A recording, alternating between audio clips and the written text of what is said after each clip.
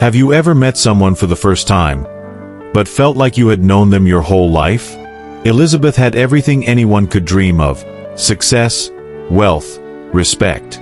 At just 28, she had become a CEO, climbing faster than most ever would. Elizabeth was adopted when she was born and grew up with a kind but emotionally distant couple. Even though they cared for her, she always felt like something was missing. There was a quiet emptiness inside her, a part of her heart that never felt complete. Sometimes, she'd have strange dreams: gentle hands holding her as a baby, a sweet lullaby she didn't recognize, or the smell of a stew that made her cry while she slept.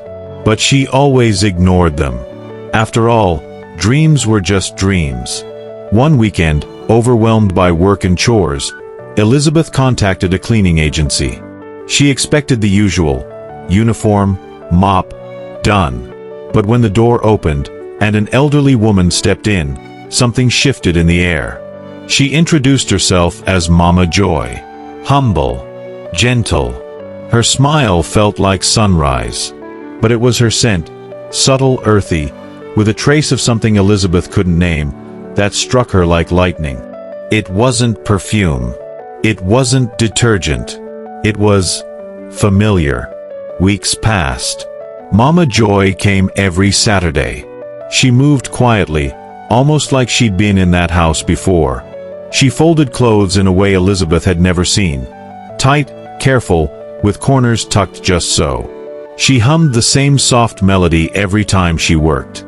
Elizabeth found herself humming it too, without knowing why. One afternoon, Mama Joy offered to cook something for Elizabeth. Just a little thank you for always treating her kindly. Elizabeth agreed, not expecting much.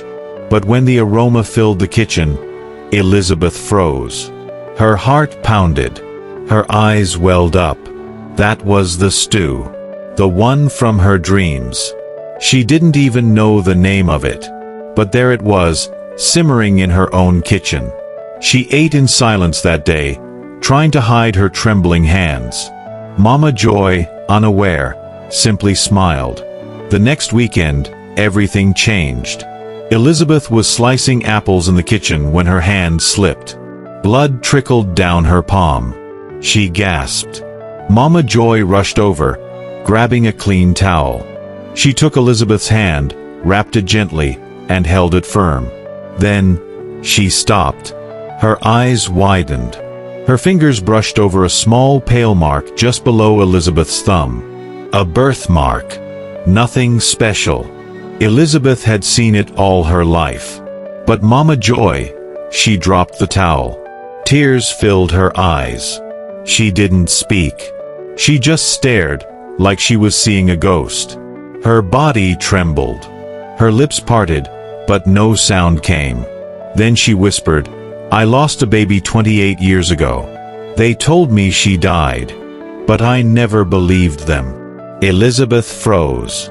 The room went still. She couldn't speak, couldn't breathe. The scent, the stew, the lullaby, the way she folded clothes. Everything suddenly made sense. But nothing could have prepared her for what Mama Joy said next.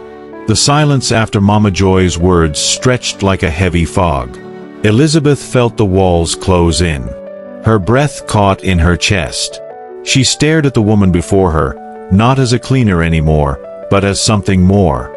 Something unspoken. Something impossible.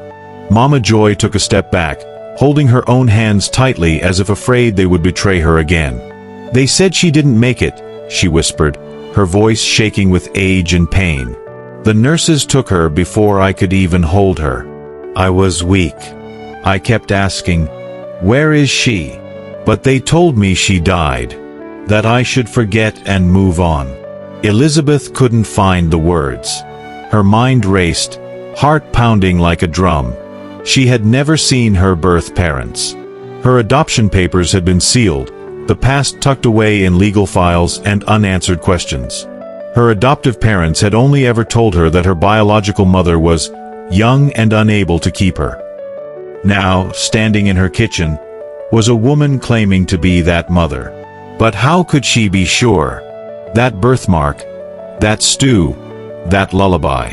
Still, Elizabeth needed proof. Feelings weren't enough. Memories could be tricks. Scents and songs could be coincidence. "I need to know," she finally said, her voice barely a whisper. "If it's true. I want to know for sure." The next morning, they went to a clinic for a DNA test. Neither of them spoke on the ride there. But something had changed. The air between them felt heavier, and yet warmer. As if two pieces of a long-broken puzzle were finally being moved into place. Days passed. Elizabeth couldn't focus on work. She kept replaying every moment since Mama Joy had entered her life. She recalled the way she gently wiped the counters, how she always adjusted the pillows on the couch like she was tucking in a child. Suddenly, all of it had meaning. And then, the results came. Elizabeth sat alone in the clinic waiting room, holding the envelope like it was a living thing. Mama Joy waited outside, her hands shaking in her lap.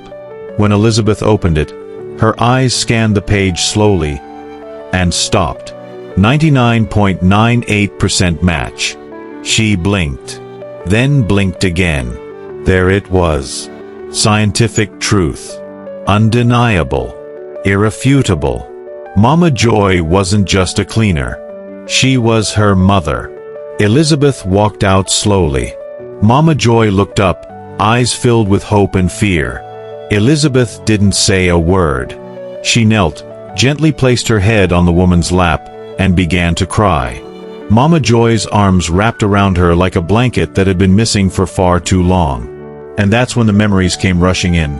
Faint whispers of a soft voice singing to her, the comfort of being held in arms that knew only love, the scent of that stew warming her baby bones. It hadn't been dreams. It had been memory. Stolen, buried, but never truly gone. And in that moment, mother and daughter were together again. Not as strangers, but as two souls who had waited a lifetime to find each other. Elizabeth sat alone on the porch as the sun dipped below the horizon, painting the sky in soft oranges and deep blues. The DNA results still lay on the table inside, confirming what her heart had already known. Mama Joy was her mother. Not just in spirit, but in blood. But even as the truth settled into her bones, another layer of confusion rose. Why had her entire life been built on a lie?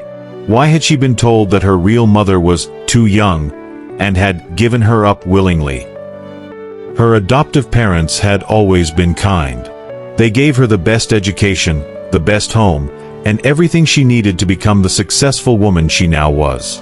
But they had also locked away a truth that no longer wanted to stay hidden. She decided it was time to confront the past. That weekend, she visited her adoptive mother. The woman, now in her late 60s, opened the door with a smile that faded as soon as she saw Elizabeth's face. Calm, but unreadable. Inside, the air was thick.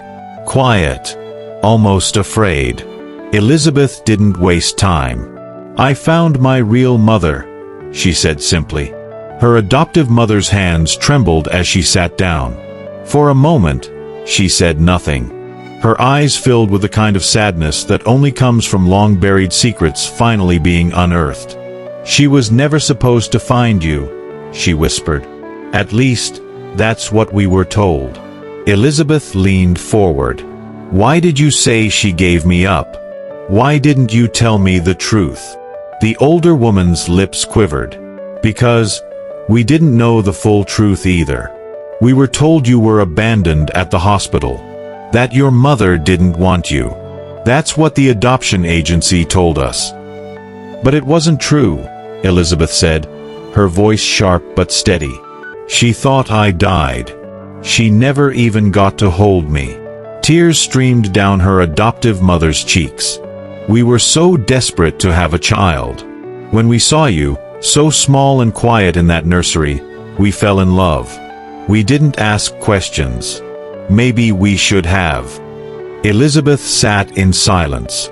The room held decades of confusion, love, guilt, and now, clarity. "I don't hate you," she said finally. "You gave me a life. But I can't pretend the other life, the one I was taken from, doesn't matter." Her adoptive mother nodded slowly, her eyes glistening. "Can I meet her?"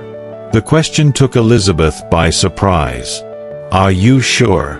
"She's your mother," the woman replied. "I owe her the truth.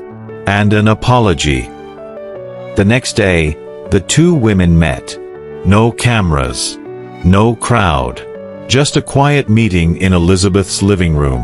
Mama Joy sat on one side, Elizabeth's adoptive mother on the other. Years of pain between them. For a long time, no one spoke.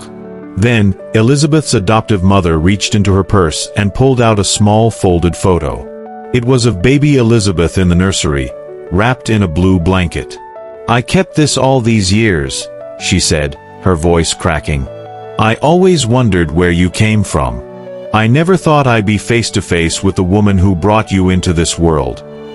Mama Joy looked down at the photo and began to cry. Not loudly, but with the quiet ache of a mother grieving the moments she never got. "I never blamed you," she whispered. "I just wanted to know she was safe." "I'm sorry," Elizabeth's adoptive mother said, "for not looking deeper, for not asking, for raising your daughter without knowing the full story." Mama Joy nodded. "And thank you for loving her when I couldn't. It wasn't a perfect ending. There were still pieces to rebuild, wounds to heal, but there was peace." Elizabeth stood between the two women who shaped her life, one through blood, the other through sacrifice. She smiled. And in that moment, her world didn't feel torn in two. It felt whole. She made a decision that evening. Mama Joy would no longer be a visitor. She would move in. Not as a guest. Not as a cleaner. But as family. And her adoptive mother would still remain a part of her life. Because love, when true, is not about choosing one over the other, but about making space for both. That night, the three of them shared a meal together. Mama Joy made her signature stew. Elizabeth's adoptive mother brought dessert. And Elizabeth raised a toast. To the past that couldn't break us, and the future we're building together. Love never forgets its own. No matter how much time has passed or how deep the separation, a mother's love remains unshaken.